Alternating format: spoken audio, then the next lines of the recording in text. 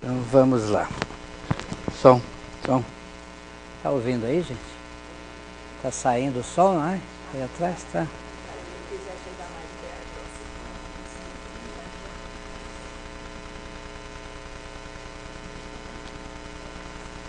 Muito bem. Vamos dar início à nossa aula, né? Nossa abertura agora está sendo bem rápida, né? E a gente agora tem mais tempo. E a gente fica com mais tempo para dar aula também, para terminar dentro do horário, né? Tomara a Deus que a gente consiga. 11 horas vai dar o primeiro sinal. Se eu não ouvir, os irmãos me avisem, por gentileza. Ficam atentos.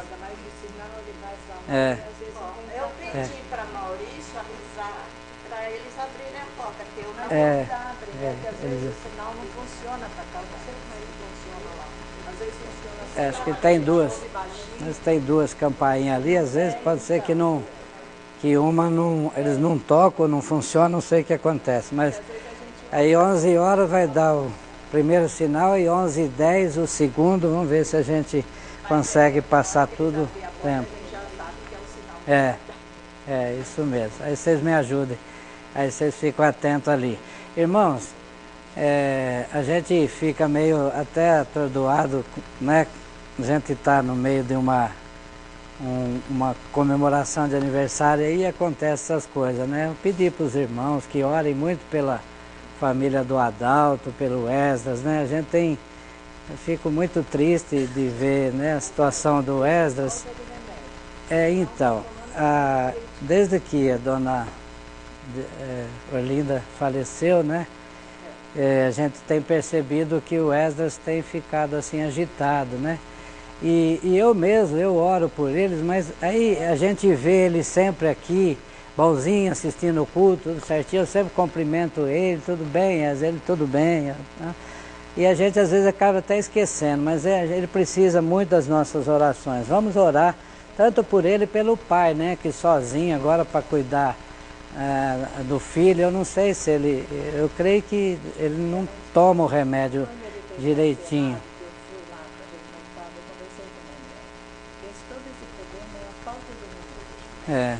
Então, porque eles precisam do remédio todo santo dia, né? Essas pessoas São remédios, não tem jeito. tomar todo dia no horário direitinho. Então vamos interceder bastante por ele, né? Esses dias eu vi que ele já não estava bem, que numa quarta-feira eles também vieram e ele já começou a dar trabalho, precisou sair, depois. Tá. E olha, aqui no hospital ele estava amarrado, os pés e os braços. Tem que ficar amarrado, né? Porque até controlar, enquanto o remédio não faz o efeito, a gente sabe como é que é essas coisas aí. Então vamos orar, né? Pela família. Irmãos, vamos lá. Hoje é a 10ª lição, né? Já estamos quase terminando essa revista.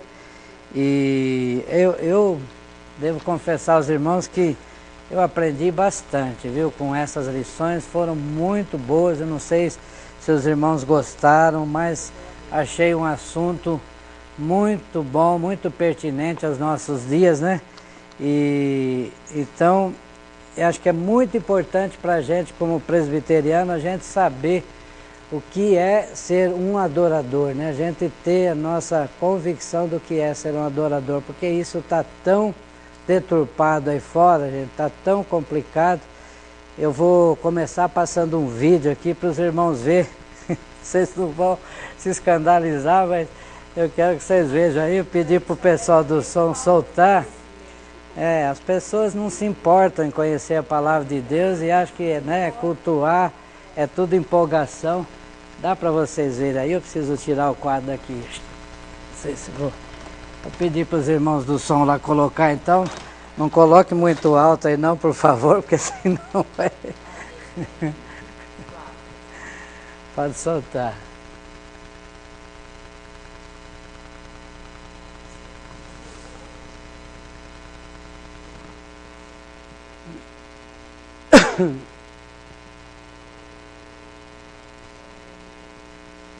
Tá aqui. Não estão conseguindo lá. Valmir.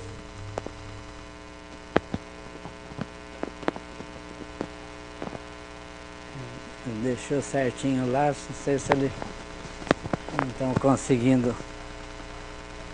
Algum probleminha deu lá. Valmir, dá para soltar aí, não?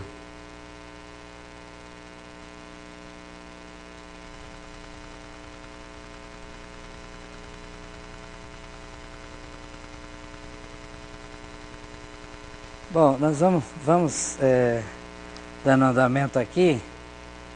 Se depois qualquer coisa a gente solta, manda eles soltarem depois.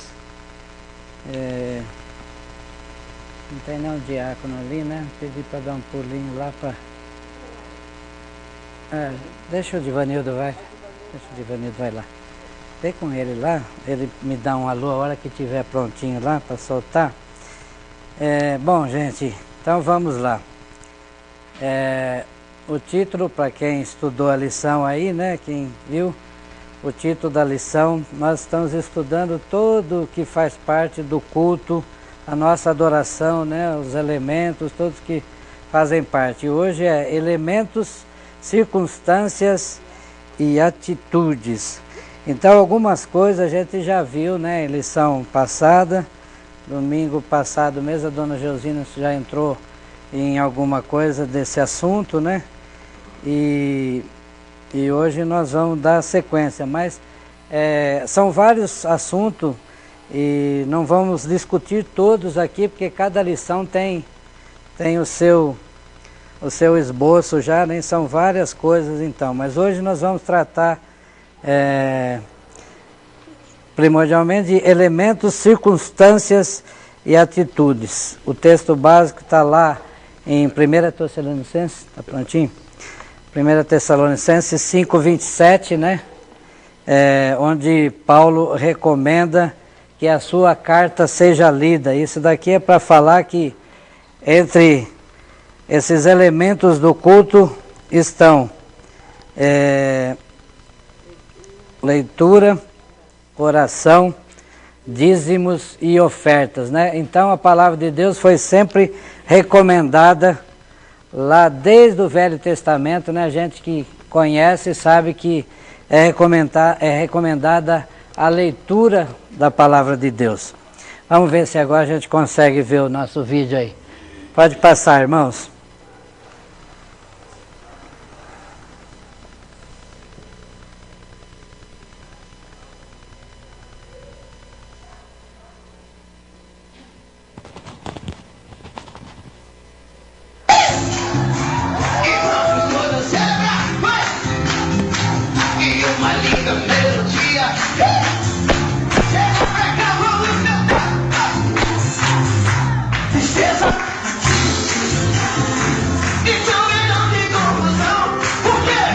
Pode aumentar um pouquinho só o som, né?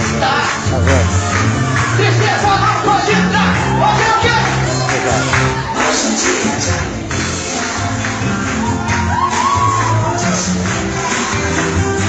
Somos amigos e vamos a Deus. Hoje eu quero.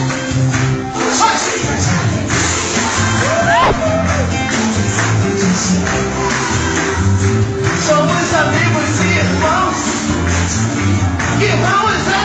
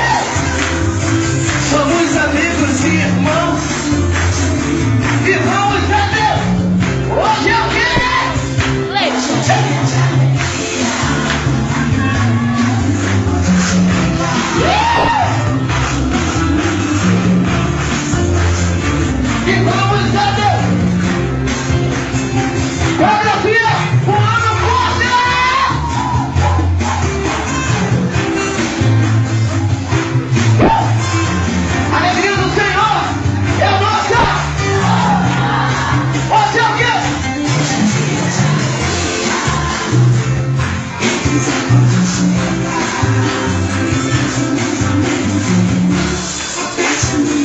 vamos andar. E hoje em dia.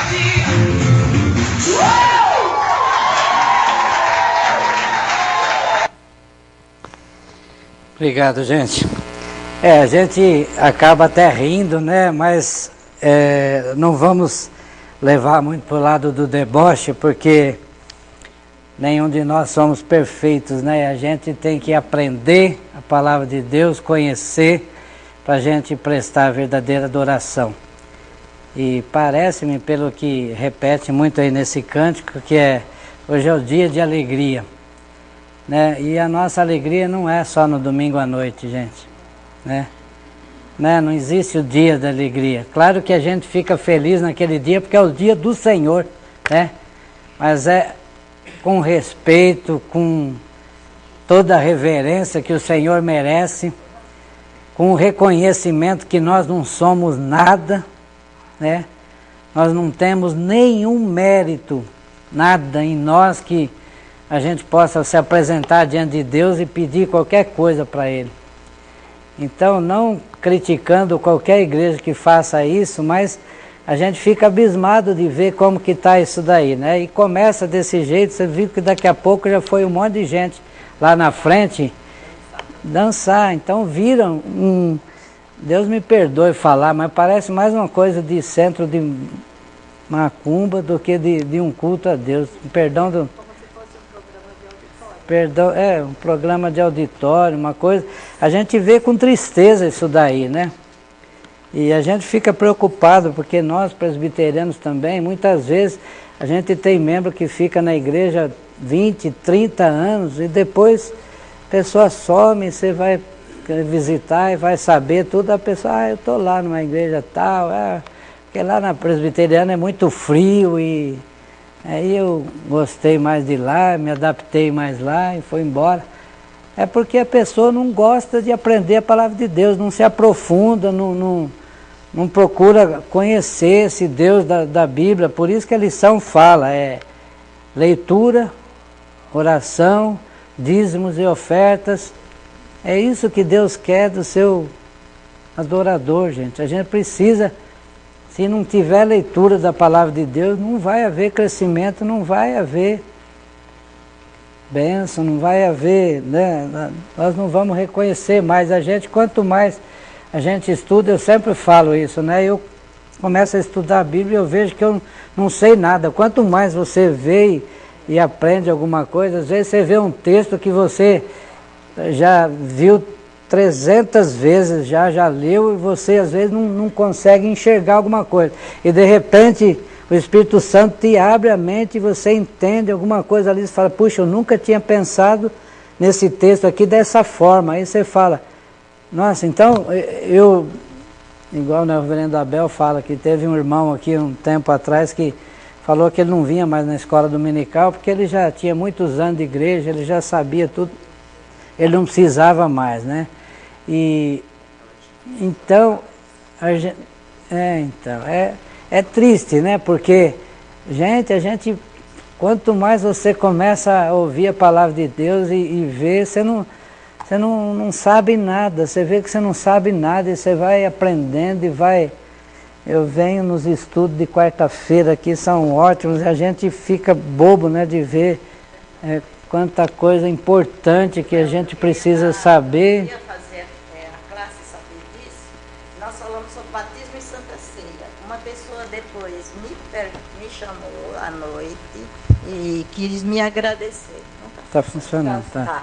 Então me agradeceu, eu disse, eu não fiz nada por você. Ela disse assim, hoje eu aprendi muita coisa sobre a Santa Ceia e o batismo que eu não sabia. Aí eu respondi para ela, eu também aprendi, porque eu estudei para falar com vocês. A gente que estuda, que aprende bastante, né? A gente que tem que se dedicar a ler mesmo e aprender, a gente vai vendo quanta coisa que a gente fica...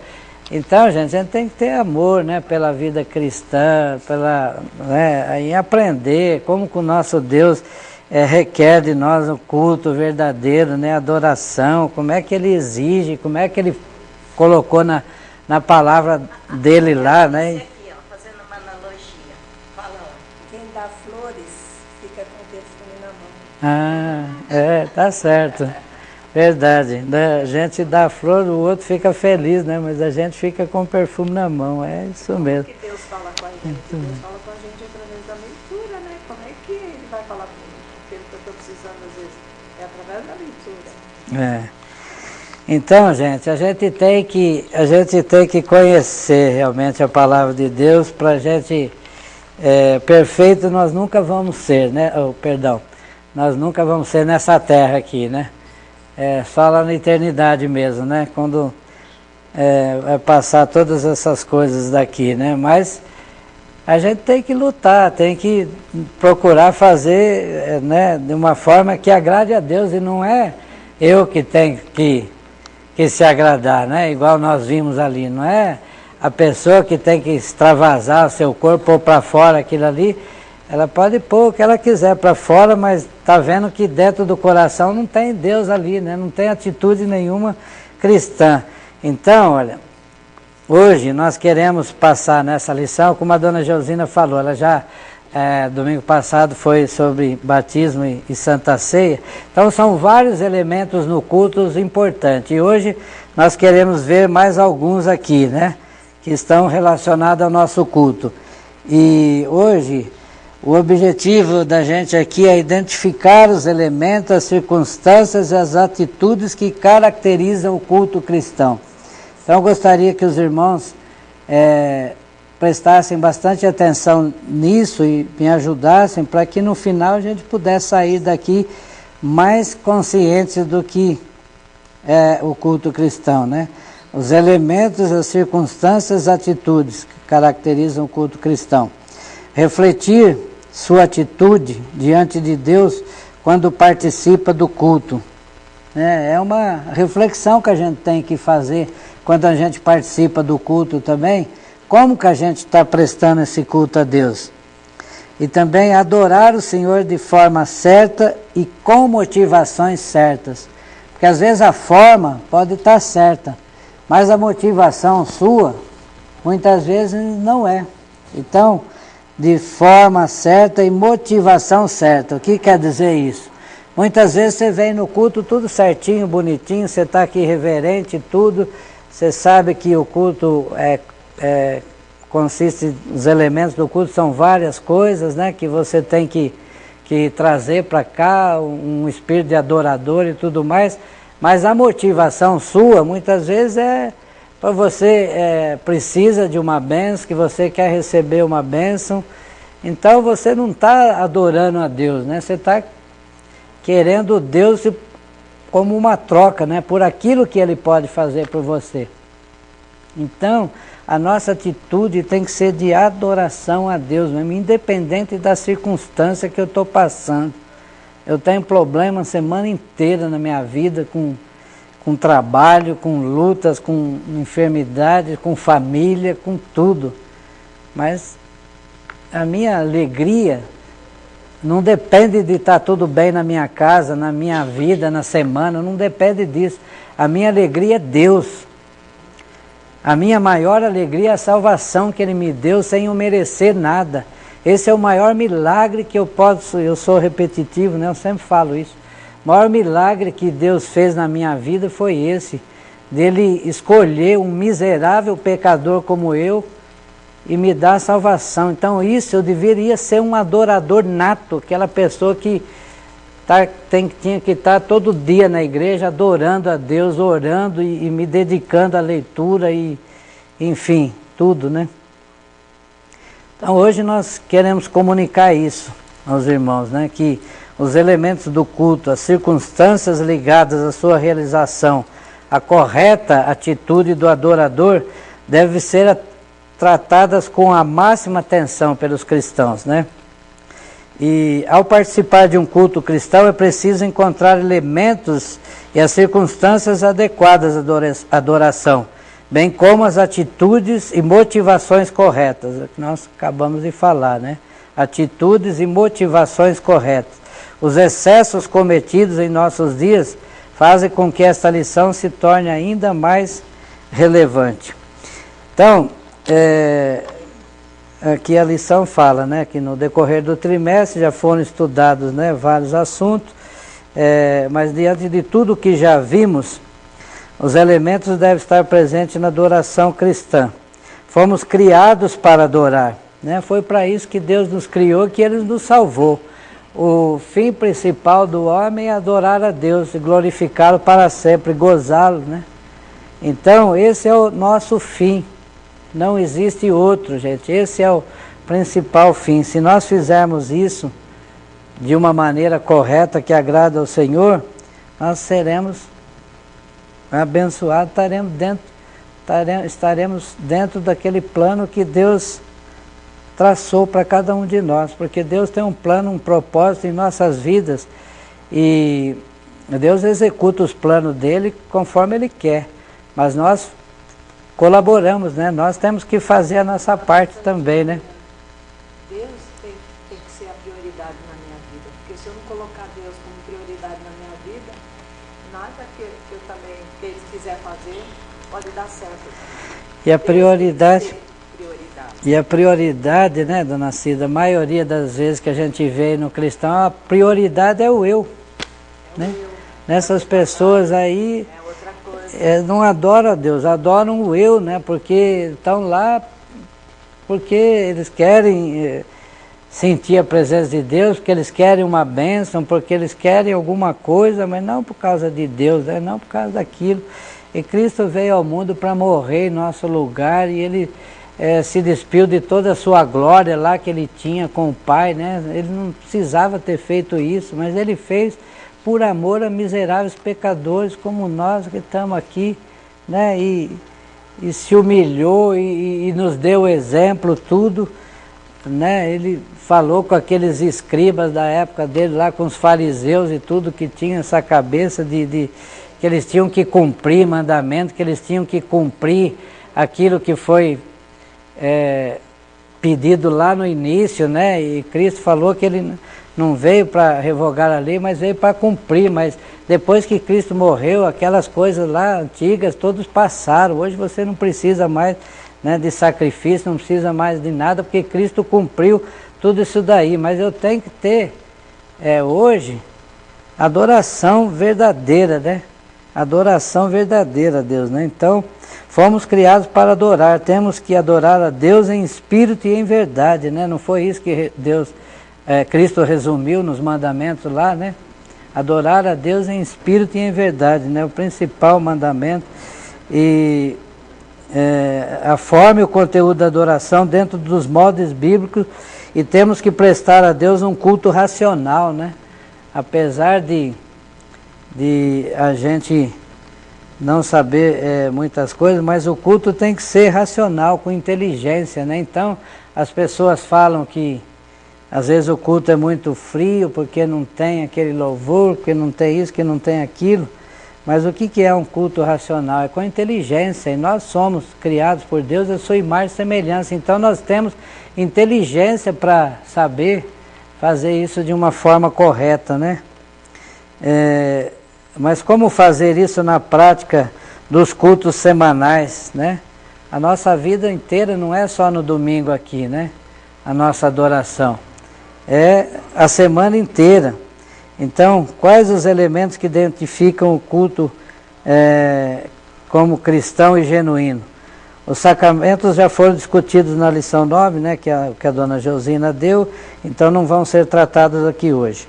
Mas o louvor, a pregação serão discutidas também na lição 11 e 12, né?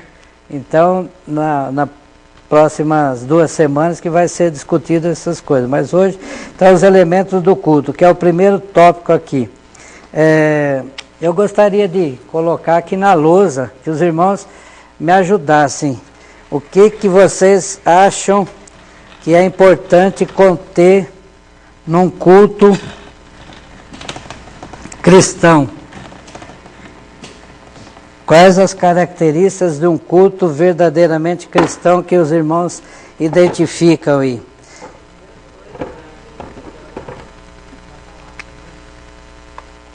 palavra.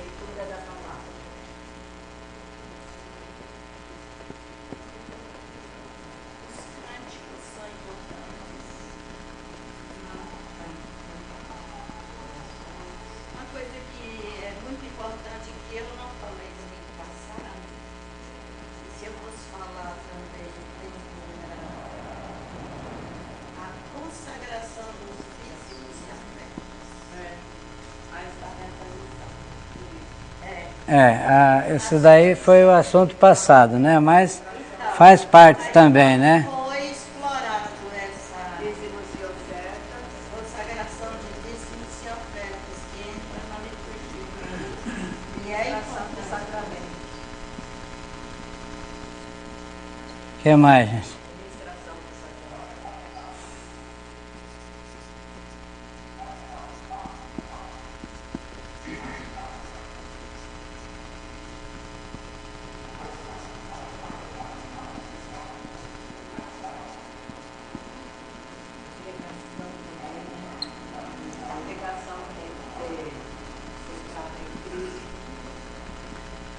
Pregação. Vamos lá, o pessoal do fundo não fala, só aqui da frente. O que mais?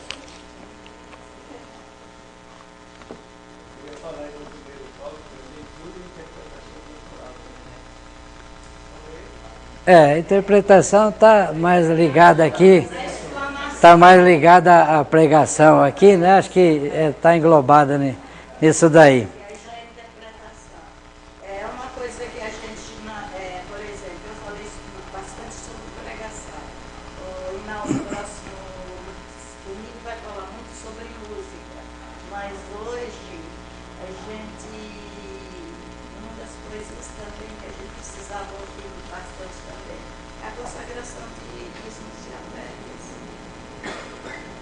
Os dízimos e oferta, o momento que você traz o seu dízimo e oferta aqui na frente, não é porque, né, para se mostrar, antigamente a igreja tinha um cofre lá no fundo, né, os irmãos mais antigos lembram, tinham aí você poderia vir durante a semana, poderia vir qualquer hora aqui, depois do culto, antes da escola dominical, depois da escola, você preenchia seu dízimo, ia lá e colocava. Não é errado, né? Mas depois o pastor chegou à conclusão que faz parte do culto, né? Da adoração. Então, você vindo aqui na frente trazer o seu dízimo, sua oferta aqui, é uma adoração, faz parte né, do culto que nós prestamos a Deus, né?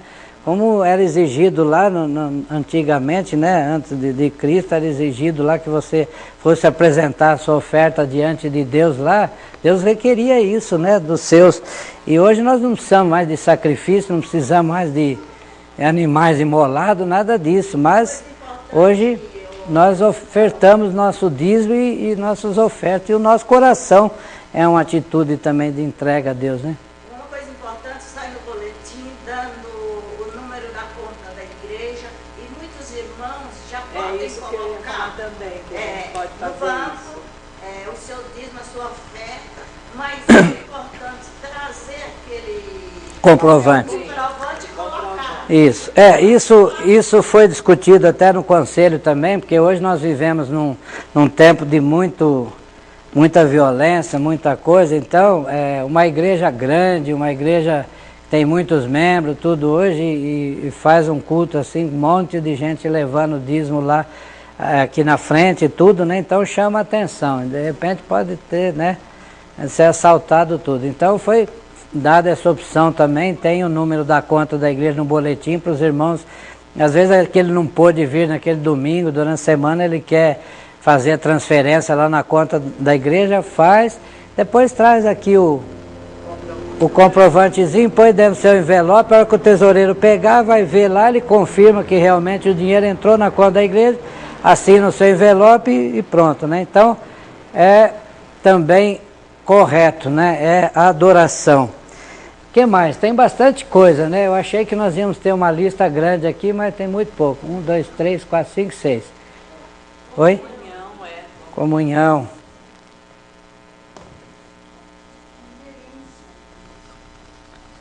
Reverência nós vamos falar também, muito importante.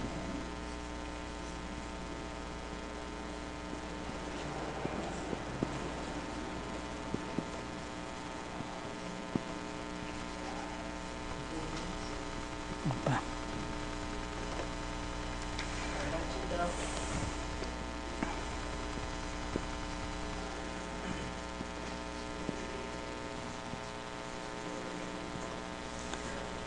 É isso aí, já estamos com 9, né? Tem muita coisa.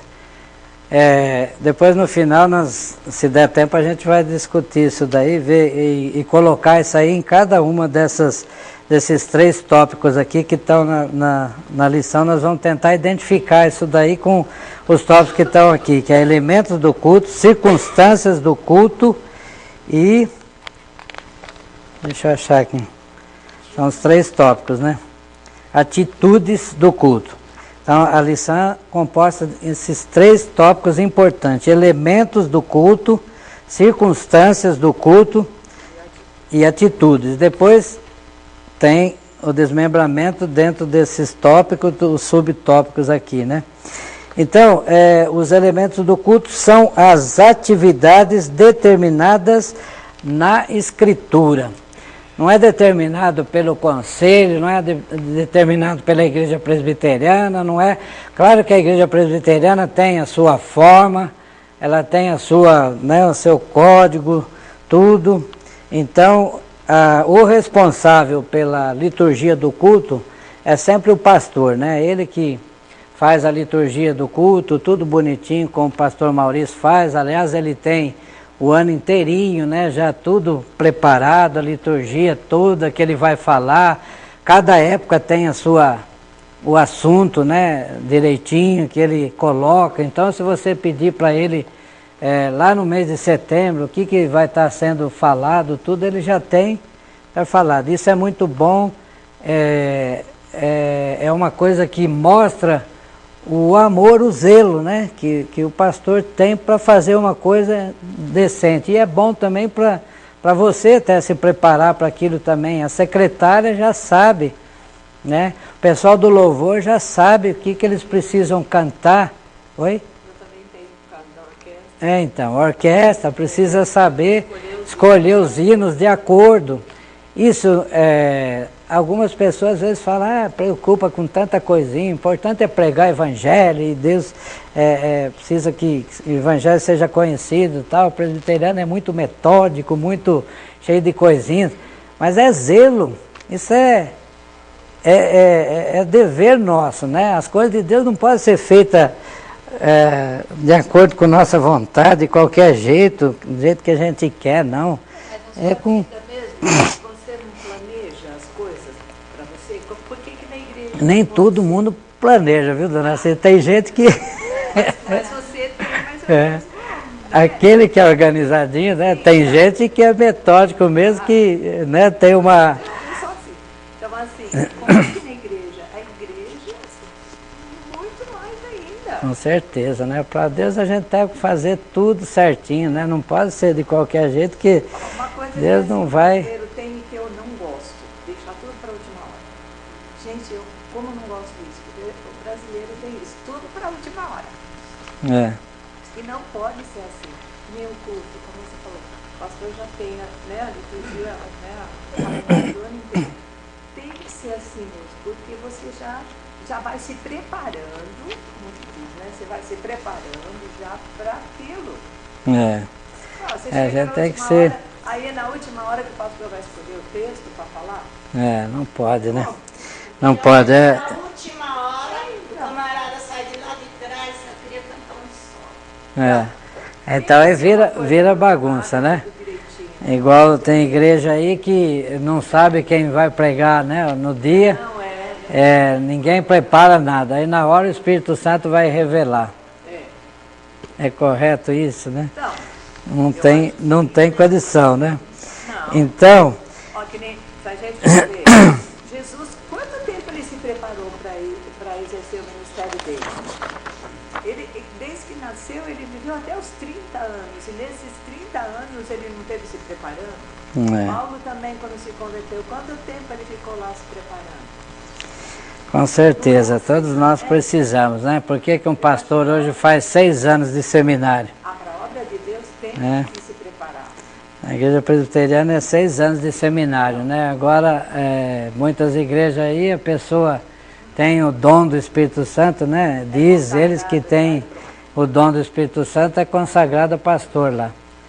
E não é assim, gente. É muito mais sério do que a gente imagina, né? Como diz aí, mas tem aqueles textos fora de contexto, e aí fica falando... E quer aplicar, né? E quer aplicar. Então, os elementos do culto, como nós falamos, é a leitura, a oração e os dízimos. Então, o subtema aqui, começando pela leitura, né? Que nós já falamos, mas vamos focar mais aqui na leitura. É importantíssimo a leitura da palavra de Deus, como nós falamos. E por que a igreja se afastou do evangelho verdadeiro, do evangelho genuíno, lá nos primórdios, né, da igreja, lá logo após a igreja primitiva, lá aí no ano 300 mais ou menos, lá que começou uma aberração? Por que precisou haver a reforma depois, né, em 1500 e pouco lá, né? Porque a igreja se afastou da palavra de Deus, né? A igreja romana, né, católica romana lá, o crente era proibido de ter a palavra de Deus em casa, né? Era só os padres que viviam no convento lá estudando a palavra de Deus, e eles é que faziam a missa lá do jeito deles, e o cristão... que os padres liam em latim? Então, aqui é até 1960 e pouco, aí 70 e pouco, a missa era pregada em latim, porque quem que entender que bênção que poderia haver lá para uma pessoa que estava lá, que não entendia nada. Ela ia lá, malemar, fazia o sinal da cruz lá e saía de lá sem entender nada, não tinha adoração, não tinha nada, né? Como é que pode? Então, não entendiam nada, né? Como que pode uma denominação tão forte que dominava o mundo, o povo não ter acesso à palavra de Deus? Então, isso aí precisou da reforma, né? Voltar à palavra de Deus. Restaurar tudo aqueles elementos que a gente tinha se perdido, né, com o tempo. Então, a leitura é super importante. E além de Paulo, que fala lá no nosso texto básico em 1 Tessalonicenses 5:27, que ele pede que a sua carta seja lida à igreja, né? Ele convoca lá o pessoal para que leia realmente. Eu não vou ler o versículo lá para a gente não perder tempo, mas ele convoca lá a turma que ele pede que seja lida essa carta à igreja, lá daquela época. Leia para nós. Conjuro-vos. Que esta epístola seja lida a todos os irmãos. A todas as igrejas.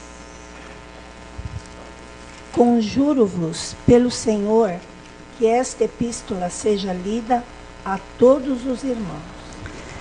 É isso, a palavra de Deus era para ser lida, né? E aquele tempo lá eles não tinham ainda, né, o Novo Testamento, né?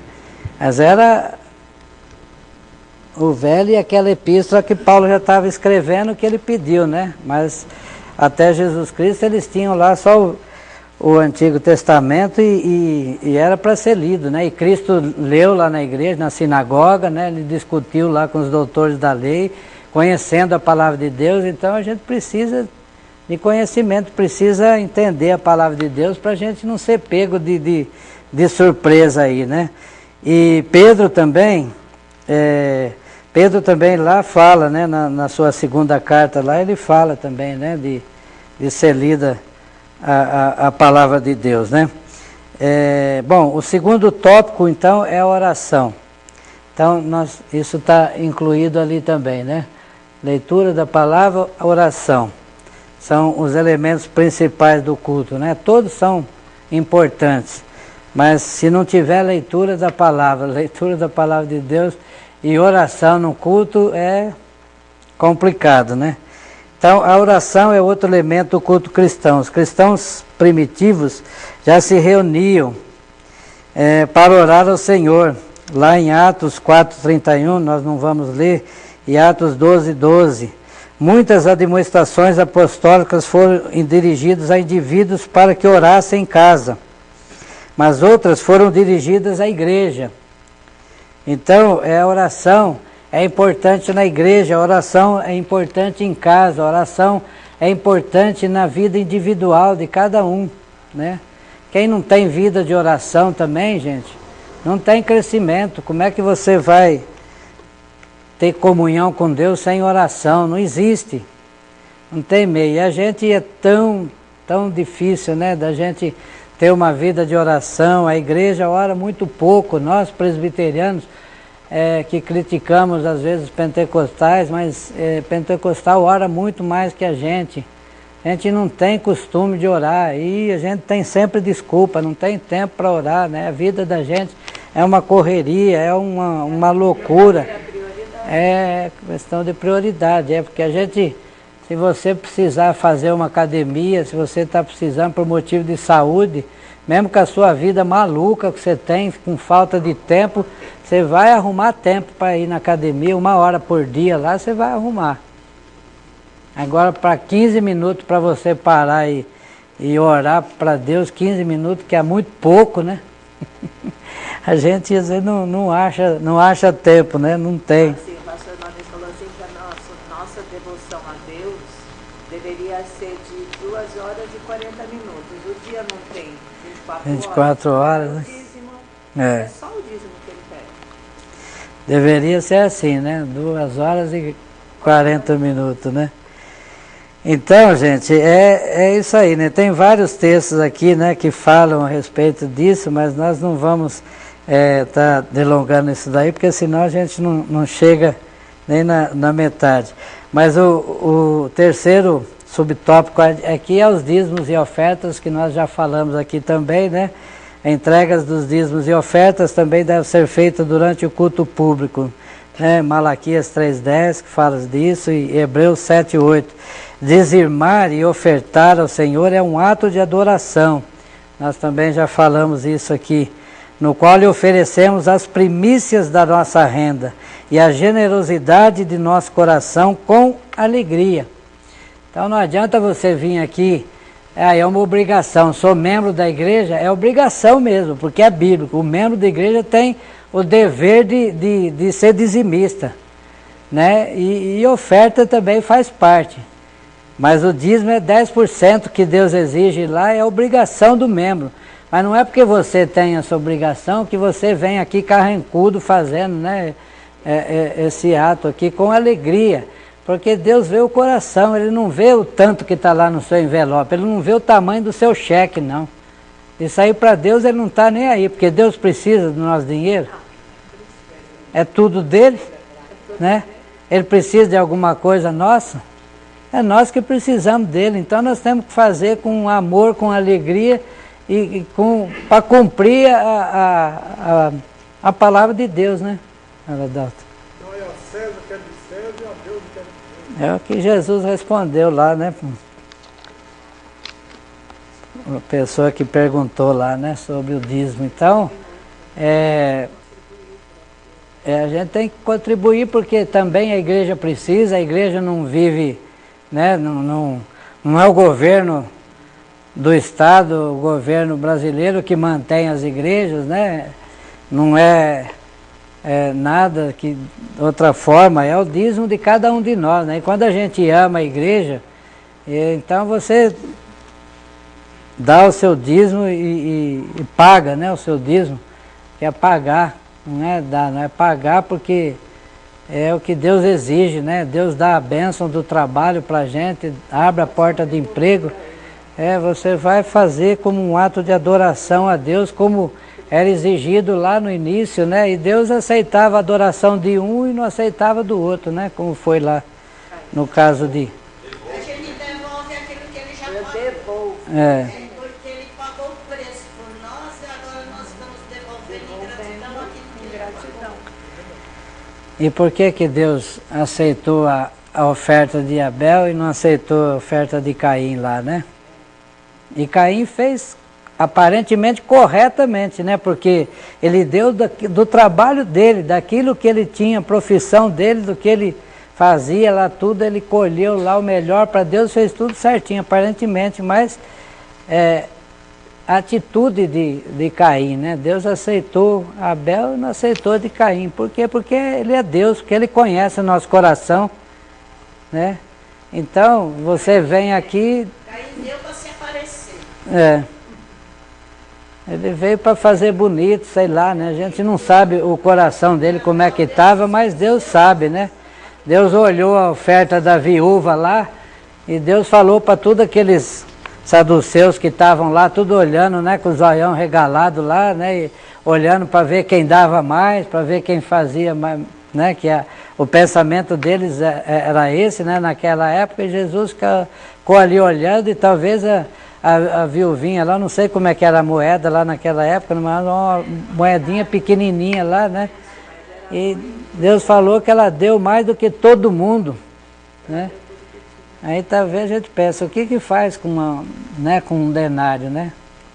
Mas é Deus quem multiplica. A gente vê pessoas vivendo com...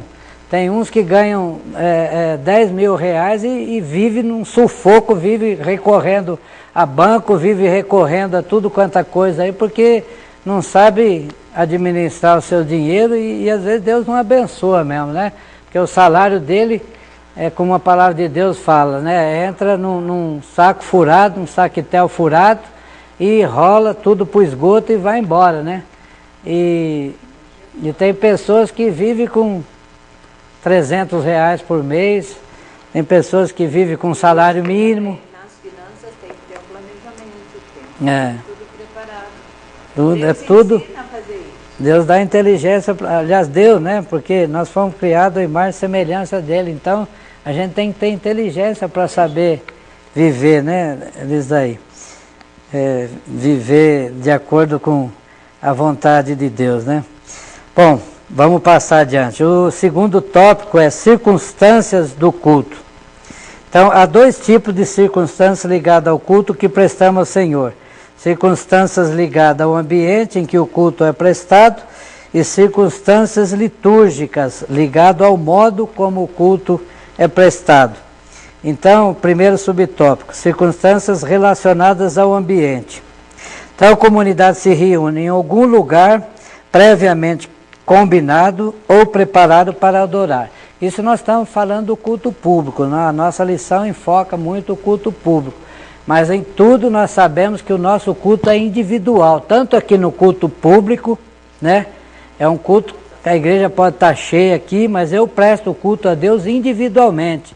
E durante a semana, na minha casa, no meu trabalho, na escola, onde eu estiver fazendo negócio ou andando, sei lá, o que eu estiver fazendo, minha vida tem que ser um culto a Deus. Tudo que eu faço, né? Quer comais, quer bebais ou façais qualquer outra coisa, fazer tudo para a glória de Deus, né? É isso. Então, eu não posso fazer nada que não seja para a glória de Deus, gente. Até a coisa mais simples. Eu vou numa diversão, às vezes, eu vou num cinema assistir um filme. Eu tenho que ir com o pensamento que eu sou um cristão. Eu vou lá para adorar a Deus. Você pode adorar a Deus num filme? Pode. Você vai lá aprender, talvez, o que é a mensagem que aquele filme vai passar, entender aquilo lá, né, o porquê daquilo. Tem muitos filmes que falam muito a respeito de Deus, né? Muita mensagem. É que a gente, às vezes, eu sou muito, né, falho nessa parte para entender o culto realmente, mas a gente aprendeu aqui, né, no estudos aí dos jovens aí, do louvor aí, aprendeu no estudo com o Fernandinho, que veio dar um estudo aí a respeito de como ver um filme com a cosmovisão cristã. Então a gente pode assistir um filme até mesmo aí mundano aí, a turma fala muito que filmes de Walt Disney, que é para criança, mas ele contém muita coisa ruim. Mas tem muita mensagem em filmes de Walt Disney que traz coisa boa também. E você tem que saber discernir o que é bom e o que não é, né? Examinar tudo retendo o que é bom. É isso aí. Então, você pode, o que não presta eu deixo de lado. Agora tem muita coisa boa que eu vou aprender, que eu posso aprender, eu posso analisar, refletir, serve para a minha vida muitas coisas. Então, claro que tem tanta porcaria aí que você não vai tirar nada de proveito, né? Você tem que saber também. Às vezes só pelo título, às vezes você já vê. Mas aí a gente tem inteligência também até para ver isso daí, né? Mas as circunstâncias relacionadas ao ambiente. No início da era cristã, os apóstolos aproveitavam as sinagogas para anunciar o evangelho aos judeus, né? Aquele tempo lá, o templo tinha sido destruído, né? Então tinha sinagogas.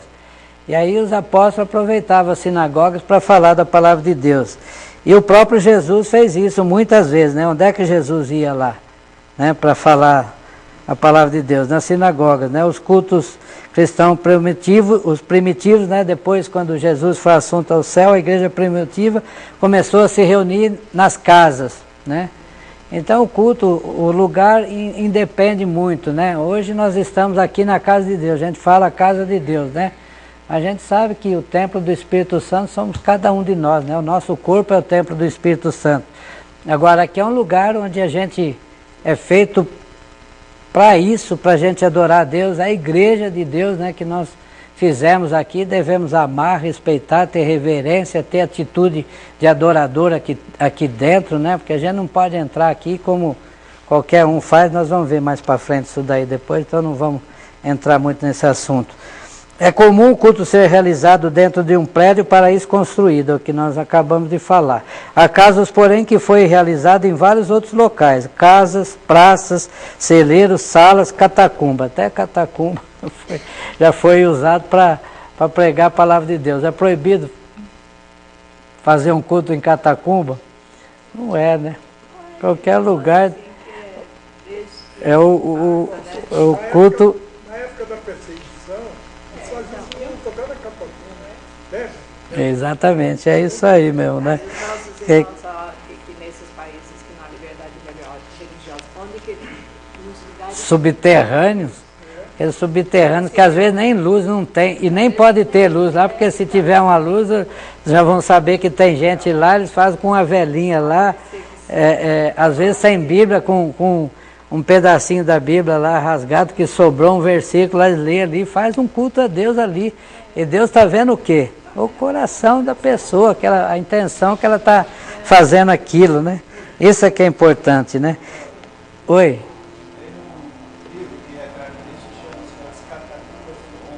Ah, já vi falar.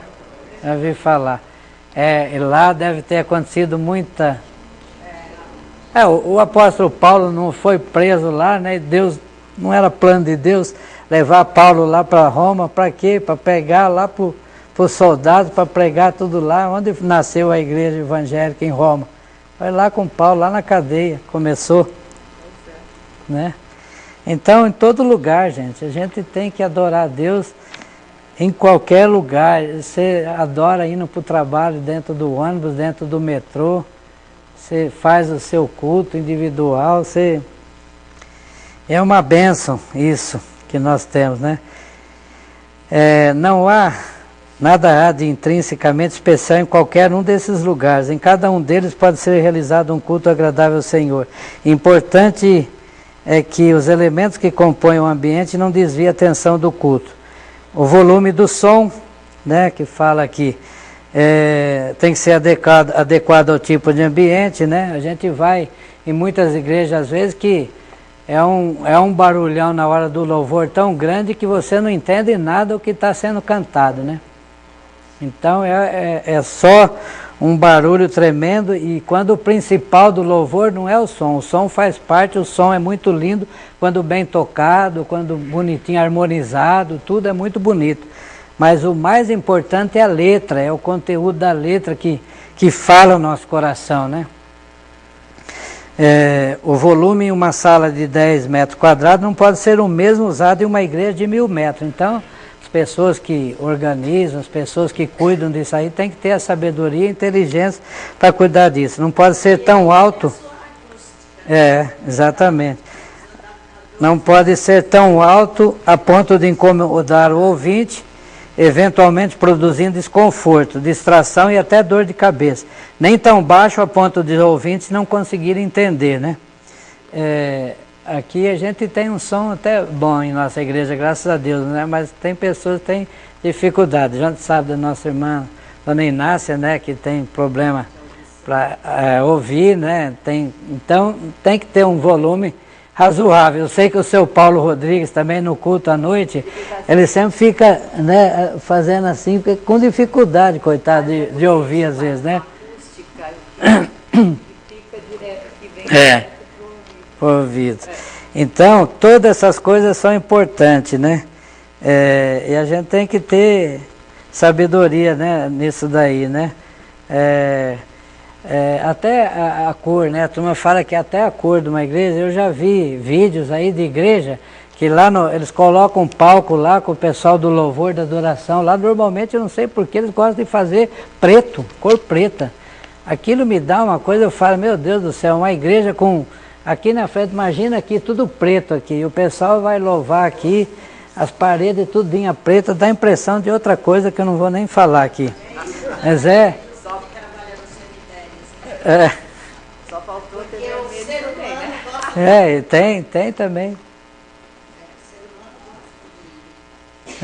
Mas até a cor do templo é importante, isso daí, né? Aí o tópico B aqui, o segundo tópico, subtópico, né? Circunstâncias relacionadas ao andamento do culto. Isso daqui também é muito importante, né? Circunstâncias ligadas mais diretamente ao andamento do culto. Por exemplo, horário de início e término dos trabalhos. Como isso é difícil, como é complicado. Hoje em dia, principalmente, está cada vez mais complicado, porque as pessoas não chegam no horário e às vezes o dirigente, para agradar um pouco, vamos esperar um pouquinho, não chegou quase ninguém, né? Então, é o que a lição fala aqui, né? Tem que ter horário para começar. O culto é 19 horas, é 19 horas. Eu estou gostando aqui da igreja agora que 19 horas o pessoal do louvor já está aqui na frente, tudo bonitinho, tudo 19 horas, 19 e 2 minutos está começando. A igreja está vazia às vezes. Tem uns que vão chegar às 7h30, outros 20 para as 8, mas não importa, cada um com o seu problema, né?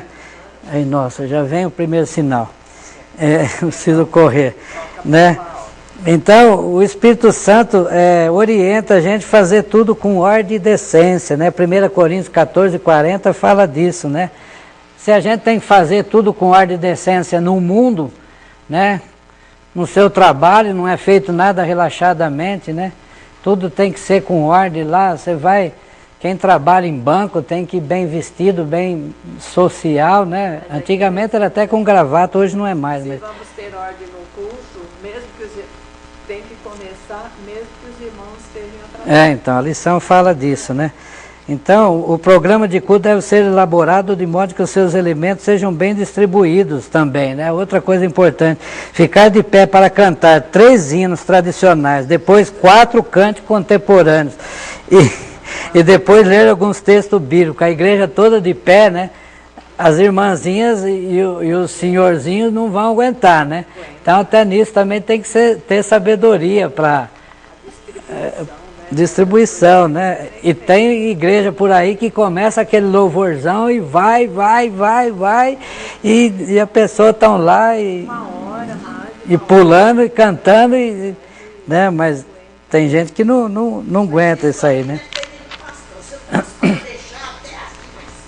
Com certeza, dona Josina. Isso se a igreja, a turma gosta disso, né? Se não controlar, se não tiver controle, não tiver, não vai, né? Que eles deixam o Espírito agir. Então, o Espírito Santo tem liberdade para agir.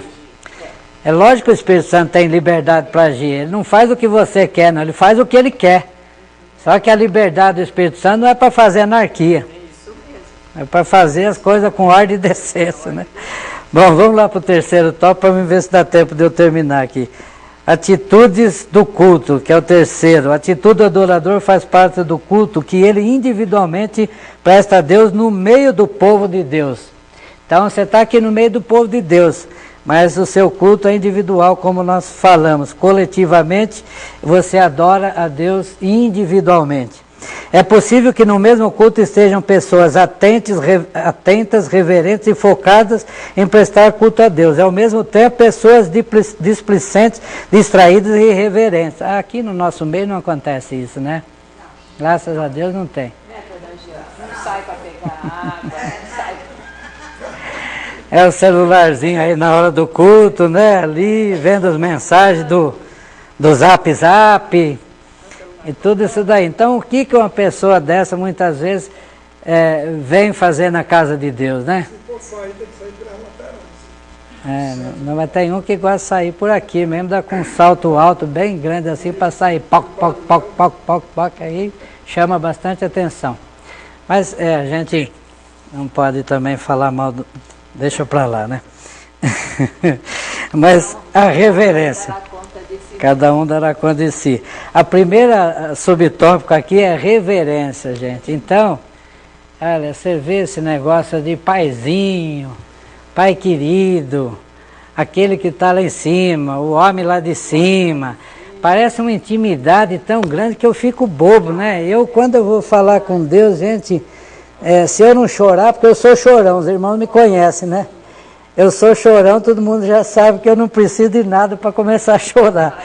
Aí quando eu vou falar com Deus, eu me sinto tão indigno, tão miserável, né? Que a primeira atitude da gente é de gratidão. A primeira coisa que eu falo, eu não sou digno de nada, eu te louvo, te agradeço por me escolher, mesmo eu sendo esse miserável. Então, eu tenho que me colocar, é a oração do publicano lá, né? Não ter coragem nem de levantar a cabeça para o céu, mas ser propício a mim, pecador, né? É isso, gente. O cristão sente agora esse pessoal que vem, porque a minha vida é uma beleza, e vai lá na igreja é uma bênção, e Deus responde as minhas orações, que já vi gente falar, olha, tudo que eu peço para Deus, Ele me dá. Eu falo, caramba, viu, acho que eu sou muito fraco. Porque, olha, Deus não me dá quase nada que eu peço, que eu não sei pedir. Eu só peço coisa errada para Deus e Ele não me dá. Já pedi tanto para Deus me dar dinheiro, Ele não me dá, porque acho que se ele me der, eu vou me perder. Vem em Salmos 115:3. 115:3, vamos lá ver.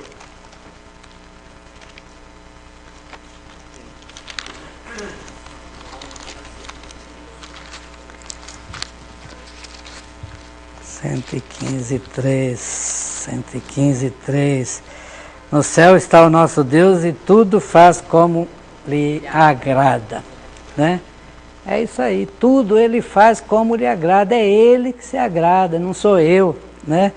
Então, eu não vejo Deus responder minhas orações assim, não, gente, de uma hora para outra. Tem gente que ora 20 anos por uma coisa aí, para Deus responder, tem que ser perseverante, porque a oração leva a gente a uma maior comunhão com Deus. Não é a resposta de oração que faz você crescer na fé, não. É a perseverança tua ali de estar de joelho dobrado todo dia pedindo por um problema. Quanto mais você faz isso, mais a sua intimidade com Deus vai crescer. Você viver na dependência de Deus. Isso aqui é vida cristã. Quando a gente lê nos homens do passado, quantos anos eles esperavam por as coisas? Quantos anos José ficou preso? Quantos anos... Aquele missionário lá, Sadum Sundarsi, eu sou cabeça ruim para guardar as coisas, é o que foi para a China lá, que é o Sadum Sundarsi, não, na Índia. Ele não falava que ele tinha um joelho oh meu Deus do céu, de camelo. Joelho de camelo, porque o homem orava não sei quantas horas por dia. Por que ele teve um ministério abençoadíssimo lá, né? Foi usado por Deus lá na Índia para pregar o evangelho. Joelho de camelo, gente. O meu pode estar um pouquinho grande, às vezes de inchado, mas não é de orar, não. Mas deveria estar inchado calejado de tanto orar, né? Então, nós estávamos falando de reverência no culto, né, gente? Mas olha, Moisés na sarça ardente lá, Deus ordenou para ele o quê? Quando Deus foi falar com Moisés lá, e que ele se aproximou daquela sarça lá, que o fogo estava indo e não se consumia. Tira as sandálias dos seus pés, né? Porque o lugar que estás é terra santa. E Moisés tirou a sandália e foi lá se aproximar para ouvir o anjo do Senhor falar com ele, né? Isaías. O que aconteceu com o profeta Isaías, né? Eu não vou lá no texto, para a gente estar acabando já, mas, né? Ai de mim, estou perdido, que sou homem de lábios impuros, habito no meio de um povo de impuros lábios, meus olhos viram o Rei, o Senhor dos Exércitos. Está lá Isaías 6:5. Então era Isaías, gente, que foi um dos maiores profetas de Deus. Ele, quando viu aquele templo, viu a presença do Senhor lá, ele falou: o que eu vou fazer agora? Eu vi o Senhor, estou perdido. E aí, se você vê nesse povo que está acostumado com esse culto aí, vê uma bênção qualquer de Deus, aí se sente tudo, eu que sou o bom. Coitadinho, né? Aí o tópico C é a fé, né? A fé não está aqui, né? Nós não colocamos, ó. A fé não está aqui. Sem fé é impossível agradar a Deus, porquanto é necessário que aquele que se aproxima creia que Ele existe, que se torna galardoador dos que o buscam. Hebreus 11:6. Esse princípio é válido tanto para a vida pessoal, temos de viver pela fé, quanto para a adoração. Agradar a Deus não é exatamente o objetivo do culto. Não, é uma pergunta, eu estou lendo aqui. Agradar a Deus não é exatamente o objetivo do culto.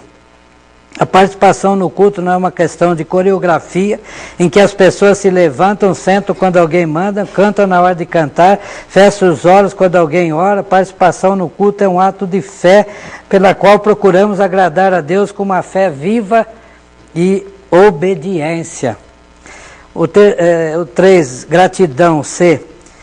Quando comparecemos diante de Deus em adoração, precisamos ter a consciência das infinitas bênçãos que dele recebemos. A maior das bênçãos é a salvação, aquilo que nós já falamos. O culto não pode se transformar num ajuntamento de pidões, né? Eu não gosto muito desse negócio de pedir oração na hora do culto. É claro que a oração faz parte da gente orar pelo... Tudo isso aí faz parte de orar pelo irmão desempregado, pelo irmão enfermo, pelo irmão que está fraco na fé, o irmão afastado, o irmão que está... Tudo faz parte, mas esse negócio de abrir oportunidade, como muita gente costuma fazer aí, eu não sou muito favorável, não, porque acaba virando uma bagunça, né? De pede. Então dá a impressão até que a pessoa vai na igreja lá só pedir. Dá impressão não, em muitos lugares é assim mesmo, né? A pessoa vai lá para pedir bênção, vai para buscar a bênção só, né? Ir para a igreja porque quer um emprego, escapar da falência ou passar em um concurso, é inverter o centro do culto. E Deus vê o coração, requer da adoração, coração contrito. Está lá em 1 Samuel 16:7, Salmo 51:17. Aí o último tópico, 4, dignidade. Essa atitude está ligada ao nosso comportamento na igreja e fora dela no decorrer da semana. Precisamos nos comportar como adoradores de Deus, não apenas nas noites de domingo, mas em todos os dias da semana. Essa atitude é lembrada por ocasião da ceia. Aquele que comer o pão, beber o cálice do Senhor indignamente será réu do corpo e do sangue do Senhor. Hoje é dia de Santa Ceia, né, meus irmãos? Primeiro domingo. Então, o que nós temos que fazer hoje?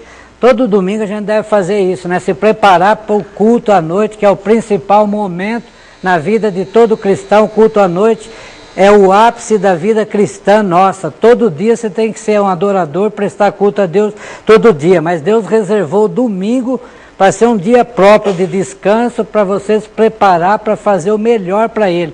Então, a partir de agora, já na escola dominical, com o que nós aprendemos aqui, se vocês aprenderam alguma coisa, eu aprendi muito. Espero que todos tenham aprendido, que nós levemos isso para casa, nos preparemos, oremos a Deus para que Ele nos prepare para o culto à noite, para ouvirmos a Sua palavra, louvarmos a Deus, orarmos e participarmos da ceia. A ceia fala que um privilégio do membro da igreja. É um privilégio. O que é privilégio? É uma bênção que você tem. E principalmente participar de uma ceia do Senhor, gente, que é privilégio maior que isso. E a gente muitas vezes não valoriza isso, não dá valor a essas coisas. A gente precisava ver aqui os tópicos aqui para ver o que está dentro de um e de outro, mas não vai dar tempo, nós vamos perder muito tempo, porque isso aí o sinal já deu. Eu gostaria só de terminar, mas eu queria ler uma coisa aqui para os irmãos antes de terminar. Me perdoe, só rapidinho aqui, mas a lição aqui do professor, ela traz uma coisa que eu achei, uma pastoral da Igreja Presbiteriana, a responsabilidade pela condução do culto.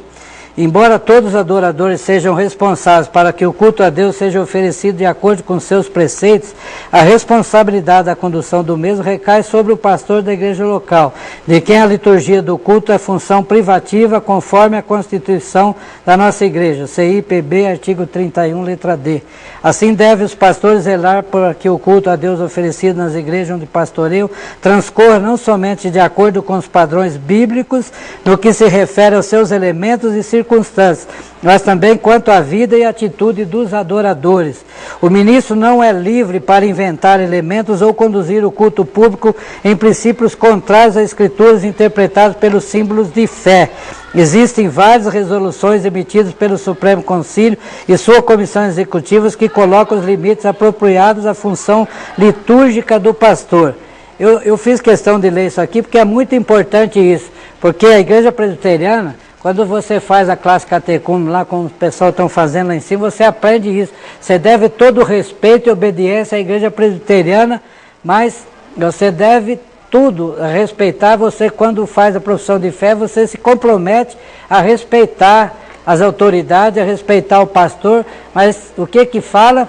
Enquanto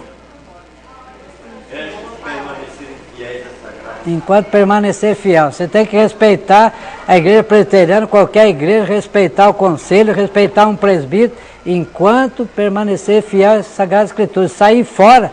Por isso que você tem que conhecer a Bíblia também. Não é só o pastor que tem que conhecer a Bíblia. Porque se o pastor falar uma besteira aqui, qualquer membro pode chegar e falar para ele, falar, está errado. E se ele não aceitar, você tem o caminho, você tem o presbitério para você ir lá. Se está falando besteira aqui, tem que fazer isso.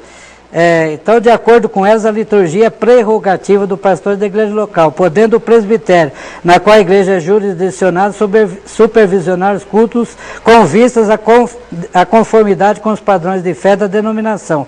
Isso significa que os presbitérios podem interferir quando a prática cultica das igrejas jurisdicionadas fugir aos padrões e preceitos denominacionais. Da mesma forma, os conselhos das igrejas locais zelam juntamente com o pastor para que o culto seja realizado de acordo com essas anotações, padrões e preceitos. Aí fala os códigos aqui, CIPB, tal. Diante da seriedade do culto público, a sua natureza e a responsabilidade dos pastores em sua condução, o Supremo Conselho orienta seus ministros a que não abram mão de sua prerrogativa constitucional quanto à liturgia, entregando a elaboração e a condução do culto a outras pessoas que, por mais piedosas e sinceras que sejam, não foram preparadas ou ordenadas para tal, e que, sendo necessária esta delegação, que o pastor elabore e acompanhe a condução do culto, permanecendo responsável final pelo mesmo.